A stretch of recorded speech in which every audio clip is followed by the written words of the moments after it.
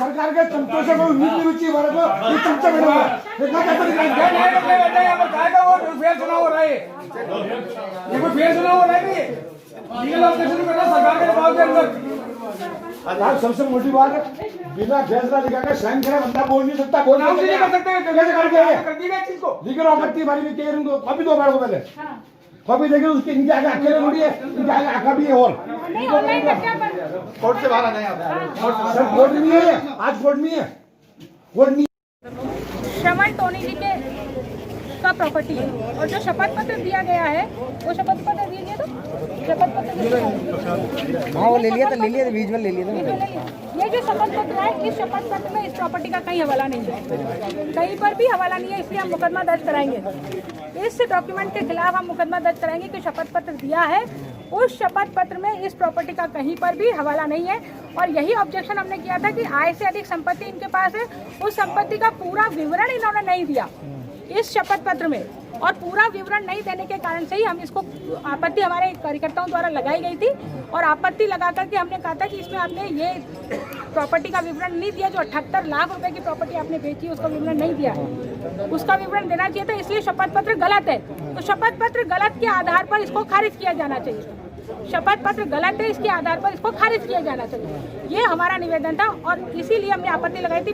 परंतु जो हमारे चुनाव अधिकारी है, रिटर्निंग अधिकारी है, वो आरओ साहब पूरी तरह से सरकार से दबाव में आके, सरकार के प्रेशर में आकर के उन्होंने ये जो निर्णय दिया है वो निर्णय से हम सहमत नहीं हैं और हम इसके लिए आगे भी आपत्ति करने वाले हैं। क्या निर्णय दिया उन्होंने? उन्होंने दिया कि ये आपत्ति आपकी खारिज की जाती है, हमारी आपत्ति उन्होंने खारिज की है, वो खारिज नहीं होनी चाहिए थी आपत्ति, वो आपत्ति आना चाहिए था, ये निवेदन है। ये आज जो खारिज हुआ है इसके लिए आप क्या कहना चाहेंगे? इसमें मेरा कहना ये था, जो कांग्रेस की प्रत्याशी है राखी टोनी जी, उनके द्वारा जो निर्वाचन आयोग को नामांकन के साथ जो शपथ पत्र दिया गया, उस शपथ पत्र में उन्होंने तथ्य छुपाए। उनके पति के द्वारा एक संपत्ति जो 78 लाख जिसकी कीमत आती है उसका हवाला उसके अंदर नहीं दिया गया, उस संपत्ति को छुपाया गया। उस बेस पे हमने ऑब्जेक्शन लगाया कि मतलब उसके अंदर एफिडेविट के अंदर प्रॉपर्टी का हवाला होना चाहिए। तो आज इस केस के अंदर विधायिका मैडम भी जो थी आज की तारीख में वो भी आई हैं और अपने अध्यक्ष जी भी आए थे। मैडम अभी मेरे सामने है, मैडम आप कुछ कहना चाहेंगी इस बारे में? देखिए, इस बारे में यही कहना चाहूँगी, ये डॉक्यूमेंट है, इस डॉक्यूमेंट से 78 लाख रुपए की प्रॉपर्टी अभी बेची गई है और इस 78 लाख रुपए की प्रॉपर्टी जो बेची गई है उसका कहीं पर भी इस शपथ पत्र में, जो सरकार ने चुनाव आयोग ने जो आवेदन पत्र भरा है उस शपथ पत्र में, इस आवेदन पत्र में कहीं पे भी इस 78 लाख रुपए की प्रॉपर्टी का हवाला नहीं है। अब मैडम एक चीज़ थी, सबसे बड़ी बात है कि अगर ये आज की तारीख में जो एसडीएम साहब ने इसको खारिज किया है, नेक्स्ट कदम कुछ ऐसा है जो आप डिस्क्लोज करना चाहें? देखो, सिर्फ इस कारण से कि सरकार हमारी है और ये कोई ऑब्जेक्शन लगाए, क्या ये जायज़ है? क्या कोई तथ्य तो लेके आए, बिना मतलब एक दुर्भावनापूर्वक कोई अर्जी लेके आ रहे हैं और उसमें लिख रहे हैं आय से अधिक संपत्ति। ये क्या अर्जी हुई? इसमें लिख रहे हैं कि आय से अधिक संपत्ति बताते हुए और इन्होंने खारिज करने की प्रार्थना पत्र पेश किया। हमारे द्वारा कोर्ट में जवाब पेश किया गया रिटर्निंग अधिकारी के समक्ष। इन्होंने जो शिकायत प्रस्तुत की वो शिकायत बिल्कुल निराधार है।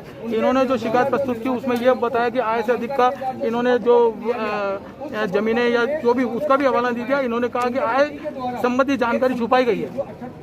हमने जो शपथ पत्र दिया है उसमें कोई सी भी जानकारी हमारे द्वारा किसी भी जमीन की छुपाई नहीं गई है।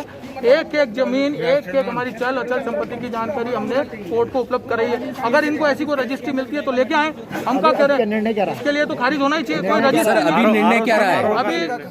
अभी जो रिटर्निंग अधिकारी का जो निर्णय रहा, इनकी अर्जी बिल्कुल सिरे से खारिज कर दी। एक मिनट, रिटर्निंग अधिकारी की अर्जी, रिटर्निंग अधिकारी ने इनका जो शिकायत पत्र था उसको खारिज कर दिया, पूरी बैंक सुन के हमारे जवाब को मद्देनजर रखते हुए। तो आपको मतलब कि आपके वाद में जो परिवाद के अंदर कैसे बहस रही है और क्या देखते हैं इसको, किस राजनीतिक परिप्रेक्ष्य में देखते हैं? देखो, ये राजनीतिक षड्यंत्र था और इसमें जो मेरी शिकायत की गई थी वो झूठी थी और जो भी मेरी संपत्ति है उसका मैंने बाकायदा शपथ पत्र में हवाला दिया है और मैंने कोई भी तथ्य नहीं छुपाया।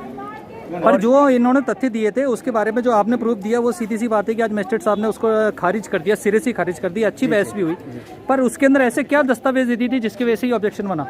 साहब, ये तो दस्तावेज झूठे थे और कूटनीति के बने हुए हैं, कोई दिक्कत की बात नहीं इसमें। लेकिन जो मेरे द्वारा जो शपथ पत्र पेश किया गया है मेरे परिवार के द्वारा, वो पूरी तरह से सत्य और सही है और जो मेरे संपत्ति मेरे नाम है, मेरी पत्नी के नाम है, वो सब चीज़ें अंकित है।